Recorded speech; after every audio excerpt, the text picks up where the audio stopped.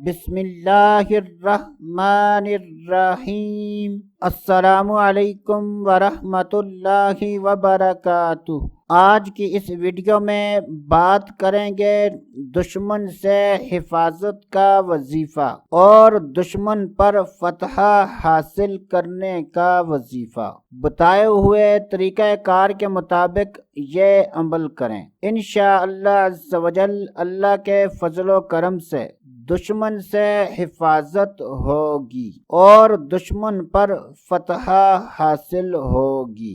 دشمن سے حفاظت کا بہت ہی آسان وظیفہ ہے، لا الہ الا اللہ، لا الہ الا اللہ۔ چلتے پھرتے اٹھتے بیٹھتے بکثرت پڑھنے سے انشاءاللہ عز و جل دشمن کے شر سے حفاظت ہوگی۔ تو یہ پہلا کلمہ ہے، پہلے کلمے کا پہلا جز ہے۔ اگر آپ کو شک ہو یا یقین ہو کہ میرا کوئی دشمن ہے، اس کو ذہن میں رکھ کر چلتے پھرتے اٹھتے بیٹھتے یہ عمل جاری رکھیں تو انشاءاللہ عز و جل اللہ کے فضل و کرم سے دشمن سے حفاظت ہوگی اور آپ کا دشمن آپ کو کسی قسم کا نقصان نہیں پہنچا سکے گا۔